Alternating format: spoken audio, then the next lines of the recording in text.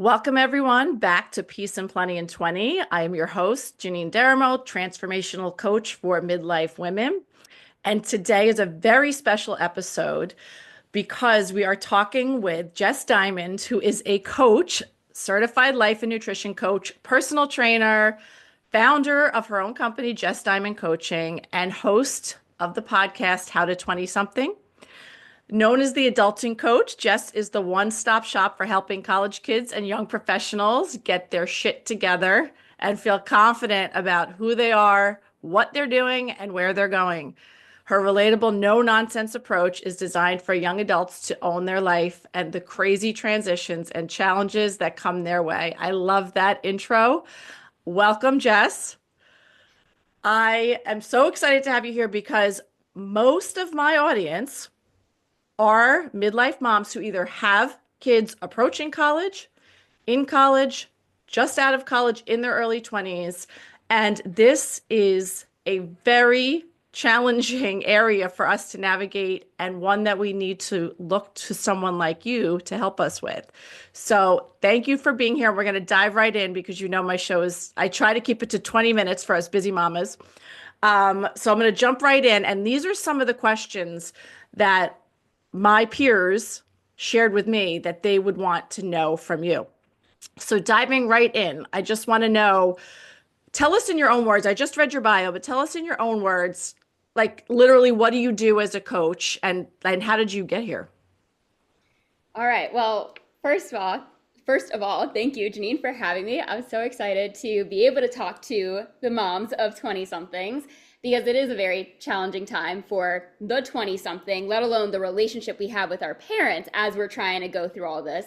But basically, in my own words, as you said in my bio, is that I'm an adulting coach and I specialize in helping college students and young professionals kind of like really it really is getting their shit together. It's having the consistency in their habits, the way they're showing up. It's knowing that they need to be setting goals and chunking out their time appropriately. It's having these skills and the adaptations required through all of these different transitions you're going to go through from high school into college picking your major, changing your major if needed, changing schools. I've helped clients with that as well. And then even more specifically, the scariest part is going from college to the real world and how everyone just expects you to know how to do everything and to act and behave and to communicate and grow and connect. And you don't actually learn those tools at all. And you have to figure your way out throughout life. And that comes with a lot of hardships. It comes with a lot of frustrations. And my own story, how I got into coaching, I actually got into coaching by accident. I had a really, really rough transition into adulthood in my early 20s where I couldn't land a job after school. And then the one I got was awful. And then I worked for 7 months and a global pandemic hit and I lost that job. So it was through my time of unemployment where I realized I was tying my entire identity to my career, which was an entry-level interior design position that did not matter. And I wanted to explore other interests that I had, which was related to fitness. So I got into personal training. And then I fell in love. And it was the reason I got into coaching was to actually help me become a full-time personal trainer. And lo and behold, I realized it was the other way around, is personal training was going to help me become a full-time coach and build up my coaching business. So learning all of those different trials and tribulations, as well as relationship struggles, dating, making friends, losing friends, moving, just all of that happened before I turned 25, as well as I guess I moved to Charlotte on my 25th birthday. So there was a lot of things that happened all at once, very fast after graduating college. And I struggled and I needed a resource. I needed someone to help me and it didn't exist at the time. So I became the resource I once needed, and I sometimes do still need to make sure that no one else has to feel alone in what they're going through and what they're experiencing, because it's not fun. This is a really scary and confusing decade, and it's very lonely. Absolutely. And you summed it up so perfectly because when you it's literally trying to figure out every part of your life, right? Like relationships and what you want to do with the rest of your life and the pressure that comes with that. And today, my generation, these parents, our generation didn't have the additional social media pressure. And then aside from that, we also actually had an advantage, I think, that this generation does it, meaning we had to speak to people face to face, right? We had to show up at offices and have conversations where if that's also a challenge, I'm sure you find where it's difficult because a lot of these kids may not have those interpersonal skills because of just the generation they've grown up in, right? Yeah, and I say the pandemic really messed us up Hmm. in so many ways. And part of that is the social skills and just like the normal, the soft skills in life we were stripped of for a very large chunk of time that no one else has ever been stripped of. It's like you were forced to isolate and you forget. It's like, wait a minute, how do I make friends? Yeah. How do I go and have conversations with people that's not surface level? Like, how's your day going? Good, good. Okay, moving on. And like, you're not actually developing any connections. And then how those connections are going to help you later on if you need a career or if you're trying to date or if you want to move somewhere. And it's like, it's so crucial to learn about yourself and what you want and what you like and who you want in your life to support that it can feel really lonely in those in between moments, and there's a Yeah. lot of those in between moments that come in your 20s. Absolutely. And thinking a little further about it, then as parents, we're like, well, how do we help them with that, right? How do we encourage them? How do we motivate them? Because there's such a fine line between, yes, they are adults by number, by age, but as we know, their brains are still young and they also are lacking either the life experience or the confidence, things that you can't really teach. So, how do you what would you say to parents in terms of how can they help?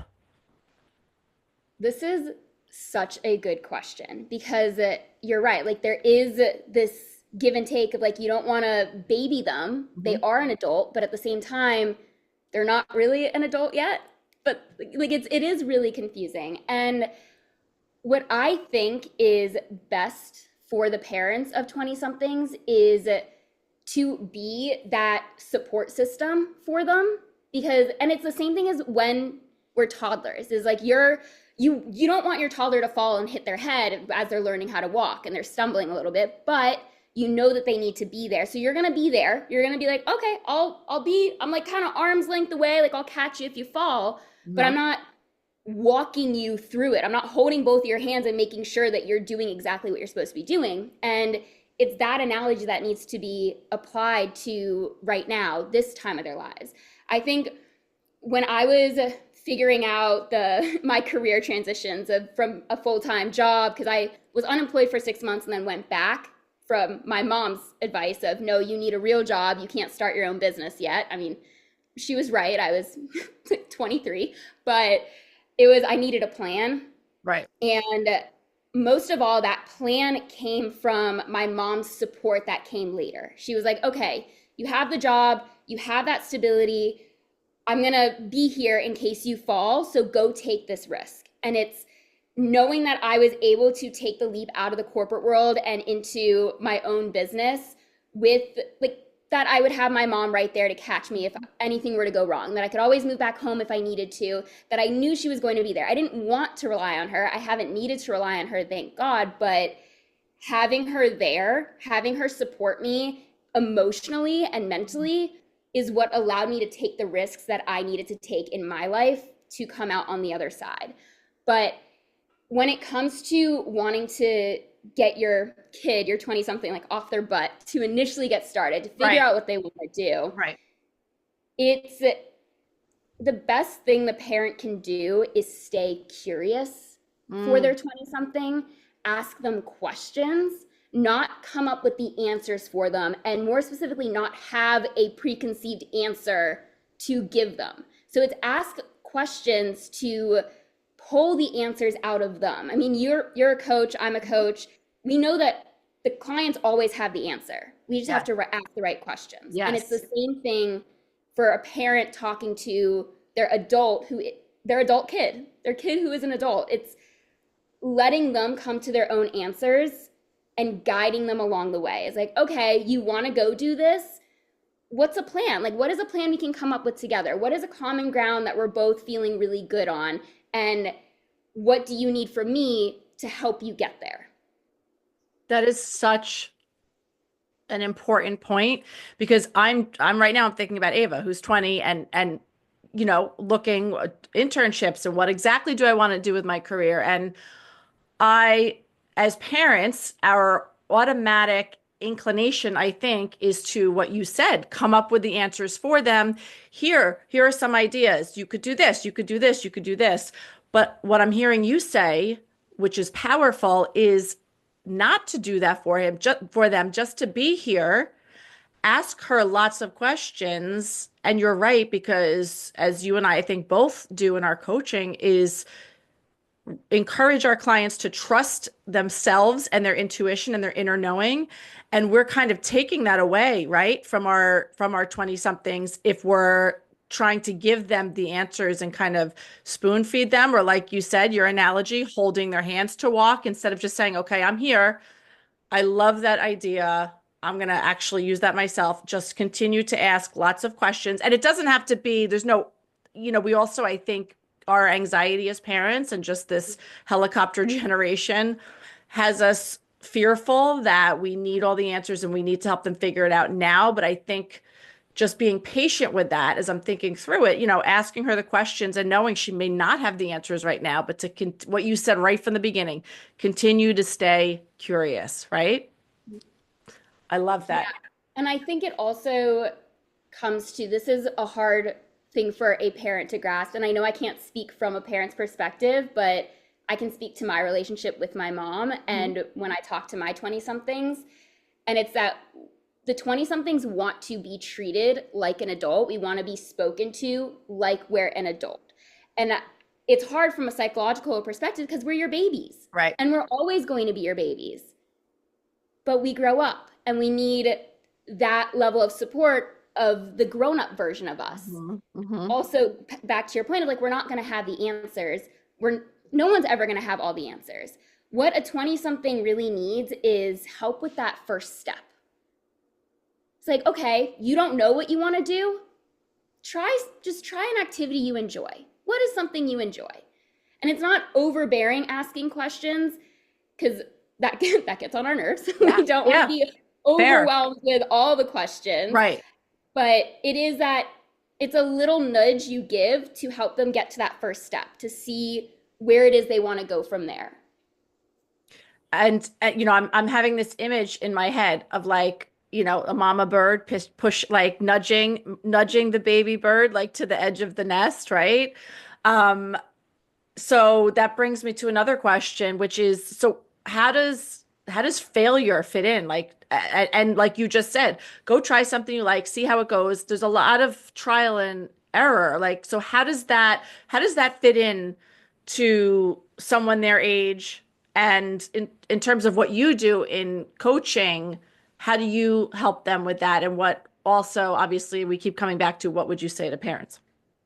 Yeah. So when it comes to coaching, when I coach my 20 somethings, it's helping them reframe their idea of failure and that there is no such thing as failure. And failure is like it stops working completely. Like whereas when it comes to like, yes, you can fail, but not failure as in it's a dead end. It's failure as in, okay, we've eliminated something that's not working. So now we get to move on to something else. It gives us a better answer, a step closer to what we are looking for.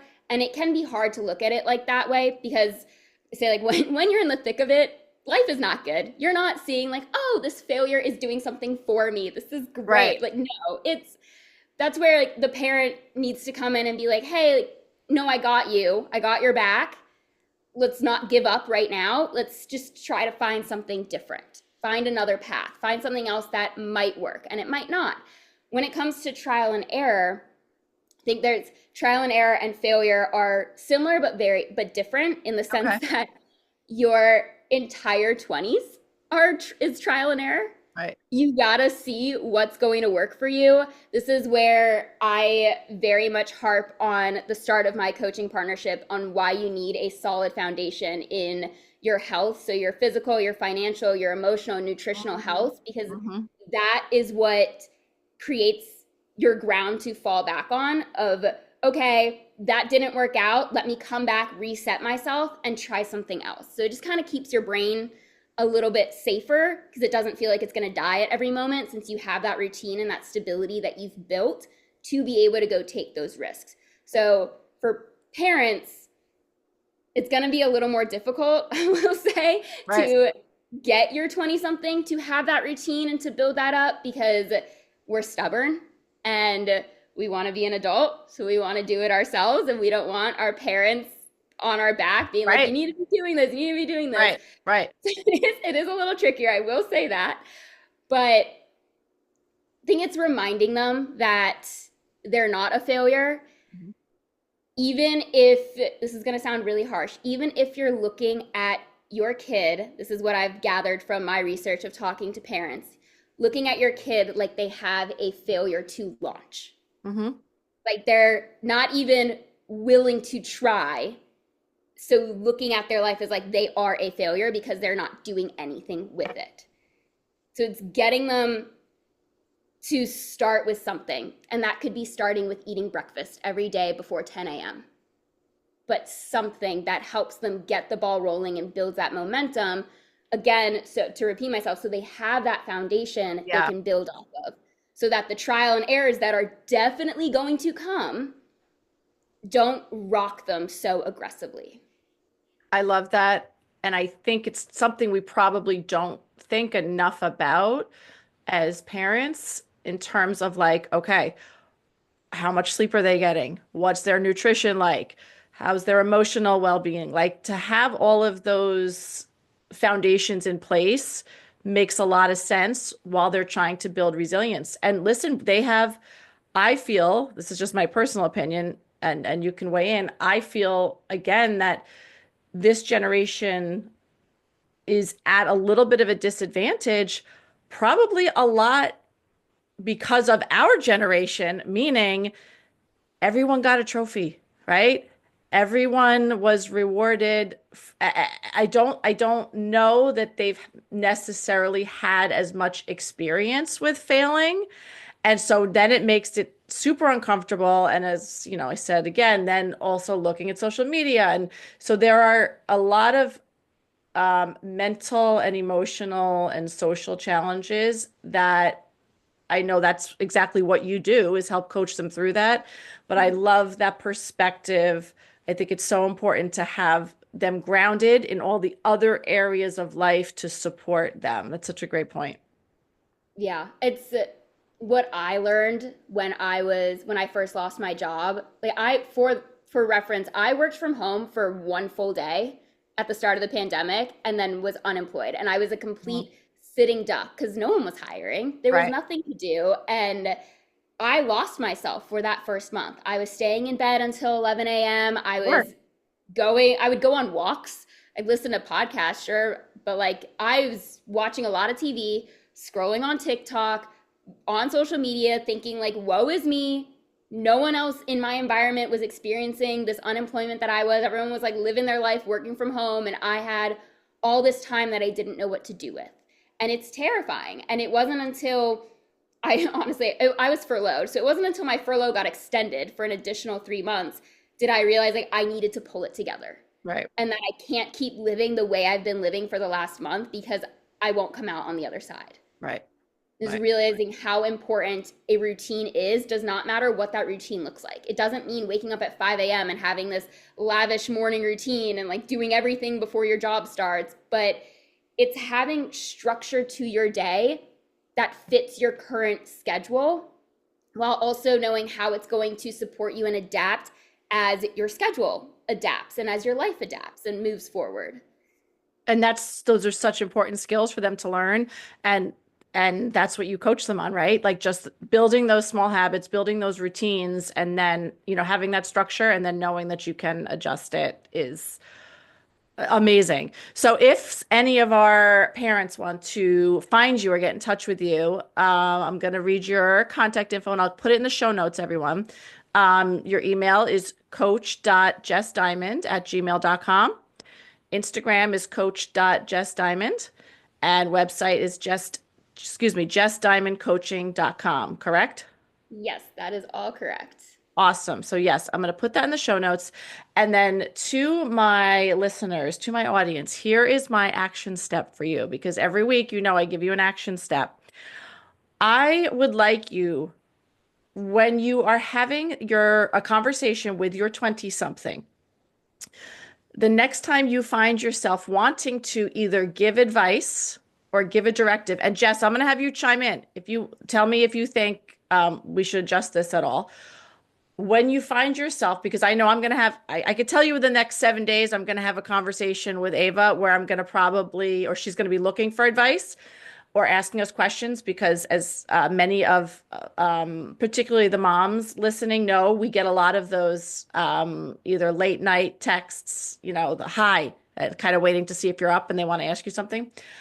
I am going to challenge you guys to take the action of instead of offering that advice or giving them an answer, to get curious and ask a question instead.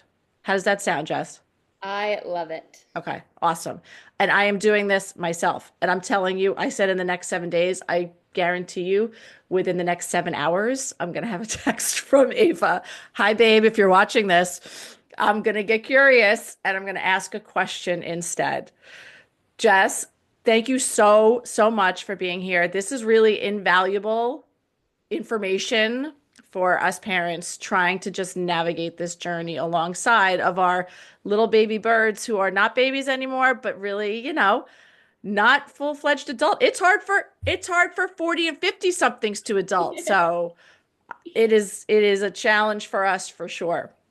Yes, thank you so much for having me. This was a very fun conversation. Good. I'm so glad. And I will see everyone next week with another episode of Peace and Plenty in 20. And until then, peace to all you.